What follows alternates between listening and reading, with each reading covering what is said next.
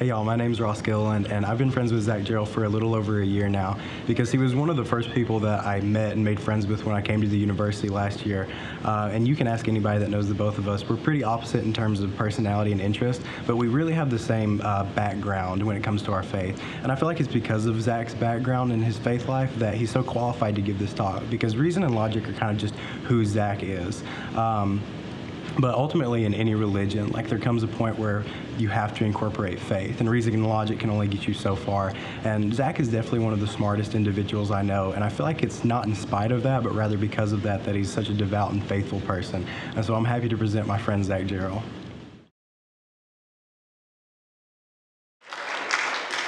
Thank you all very much. I'm Zach Jarrell, and I'm just talking about faith and reason today, and just kind of want to talk about, we usually think of these in separate spheres, like I have my faith and I have reason, but I kind of want to show how they actually work really well together. So a little bit about me first. I am a Buckeye by birth and Tide by bribery, so I'm from Ohio, Dayton, Ohio. My favorite teams are number 1 and 2 right now, so roll Tide. Roll Tide. I am a religious studies major. I started out in engineering, and then a year ago, my senior year, I decided it'd be a great idea to switch out of that into religious studies. So doing that right now, graduating in less than 30 days, so all right. And I wanted to introduce you to my favorite restaurant. This is Schmidt's Sausage House in German Village, Ohio, home of the Autobahn, all-you-can-eat sausage buffet, and the all-important half-pound cream puff. Things like this big, and it is the most glorious thing I've ever eaten in my life. So why I want to give this talk, it's been an important topic for me, but I think, in general, we have a really big misunderstanding of what faith means, and even reason, and we don't understand the relation of these two. And so I wanted, and even personally, I know if it wasn't for reason, I wouldn't really even be able to call myself a Christian right now. And I came into the Catholic Church about 2.5 years ago, and it was really kind of through this process of realizing that there's a reasonable path to religion, and that faith and reason can work really well together. I also want to introduce you to my favorite person ever, named G.K. Chesterton. If you've ever met me, it won't take you long to realize that he is one of the people I look up to the most. I went all the way to Ponchatoula, Louisiana. If you've ever been there, there's a statue of him. It's the only one in the world, and I went there. So it was some time.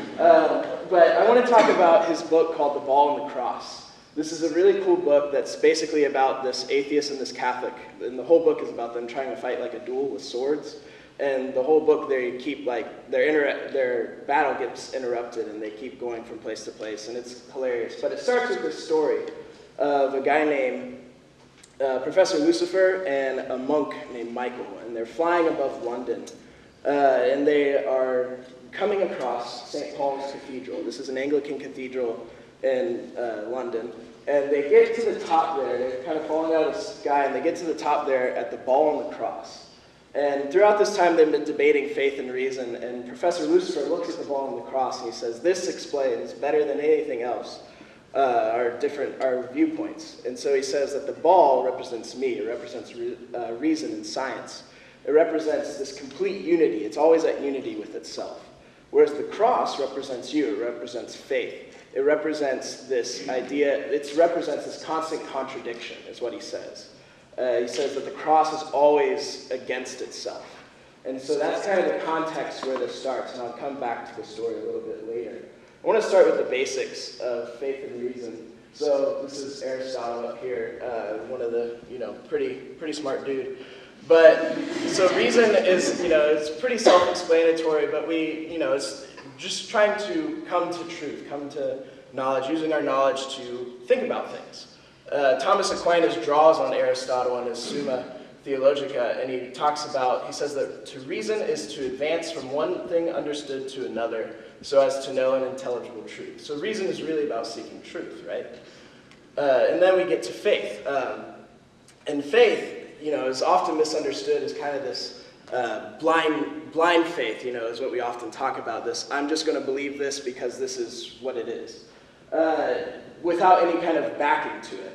But really, faith is more about trust. It actually comes from a Latin word, fides, that is really more of an economic word. If you ever think of like fidelity or like a trust in a bank, that's kind of where that derives from. And so Thomas Aquinas, again in Summa, says that believing is an act of the intellect, so it's something we think about, assenting to the divine truth. So really, not necessarily just divine, but really trying to say that there is an objective truth that exists.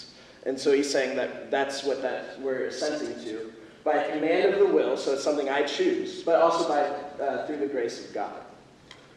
And so I want to talk about what each of these look like by themselves. So this is sola ratio, so reason alone. This is what it means, this is how it manifests itself in our time through this thing called scientism. So I have Richard Dawkins and Bill Nye are kind of two of the biggest people who are talking about this right now.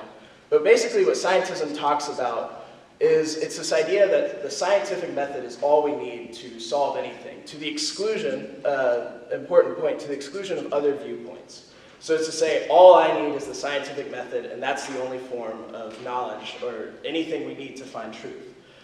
The problem with this statement, if you realize, is that it's a philosophical statement. This is a statement that you can't solve by science.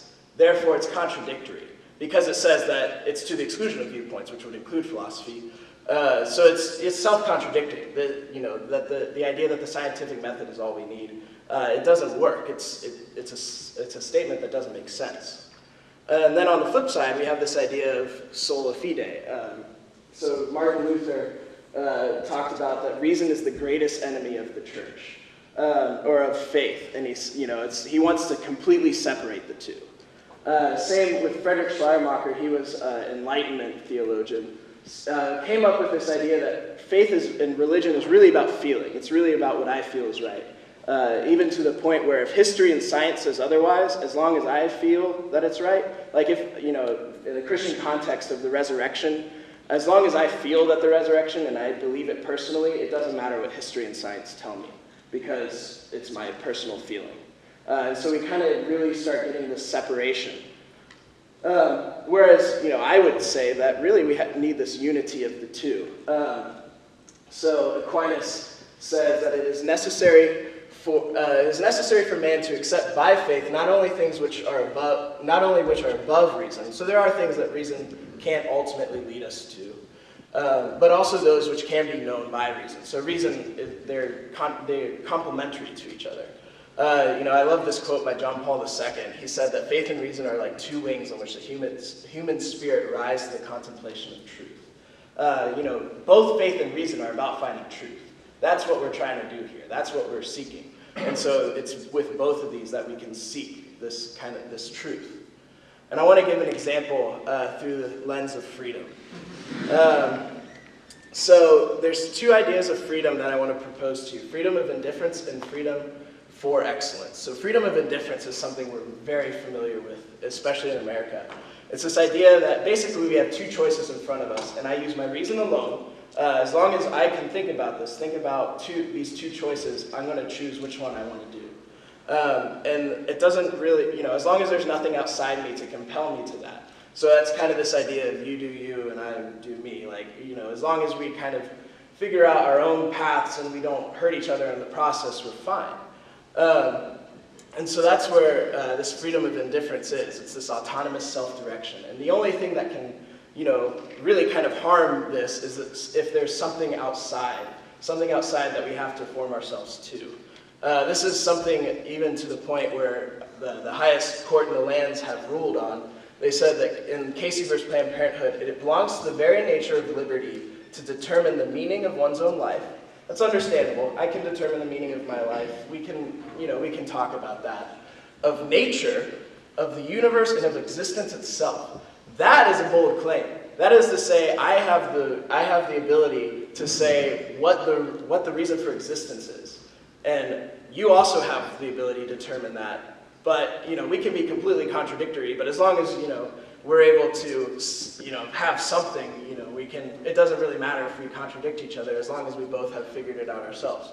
It's kind of basically ignoring any kind of objectivity to this. So instead I want to propose freedom for excellence. So freedom for excellence is the disciplining of desire to make the achievement of the good first possible and then effortless. And I want to give, I love this picture here, just this example of ping pong. So I go to St. Francis, and one of the things we've gotten, we really like at St. Francis is ping pong. We play a lot of it, and so I learned ping pong about a year ago. When I started ping pong, I was terrible at it. I had absolutely no freedom at all to play ping pong. I couldn't hardly hit the ball. I didn't know that you could put spin on a ball. All I could do was a backhand. I didn't know anything about trying to swing it like that. But as I continued to play more and more, I played better people. Still only play better people because I'm still pretty bad. But I continued to get a little bit more freedom. Eventually I was able to put a spin on the ball. I was able to hit like a forehand. I was able to do all these things, and eventually, I have some freedom now where I can actually hit certain balls that I normally wouldn't have been able to. So it's, first, kind of trying to be able to play it in the first place, but then to make it effortless. So I was disciplining myself to ping pong as a thing itself. We can also think of this in language. Like, if I were to go to France right now, France would utterly destroy me. Because I can't speak French. I have no freedom, but I have a friend who's fluent, and she would have all the freedom in the world to speak French there. So freedom for excellence. So back to our story. Where I left you was Professor Lucifer was saying that the ball is unity with itself, and that the cross is a constant contradiction.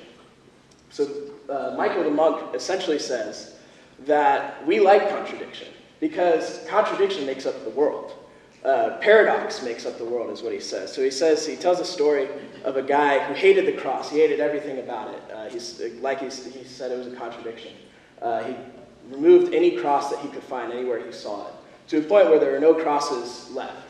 But then he was sitting on the side of the road and saw the fence, and saw that the fence was made up of a cross.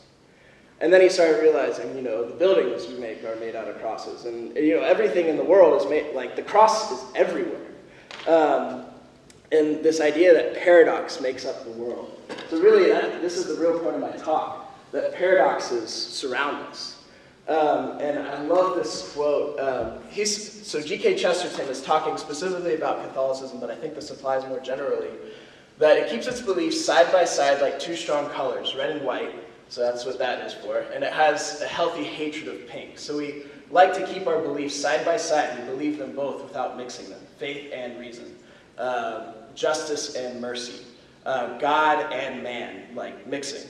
So just like faith, our world is constructed by paradoxes. Think about light as both waves and particles. French people, apparently, I learned this, they have relatively low heart disease, but their diets consist of a lot of saturated fats. Paradox. Sweet and salty. Even suffering and joy. I know a lot of Down syndrome children who, you would think this disability would hinder them and would make them seem like they're always sad. But if you've ever met a Down syndrome child, they're the happiest people I've ever met in my life. They're incredible. So it's this idea of suffering and joy. These paradoxes are all around us. And so really where I want to leave you is it is only through the paradoxical that we can see unity. It is only through the cross that we can get to the ball. Thank you all very much.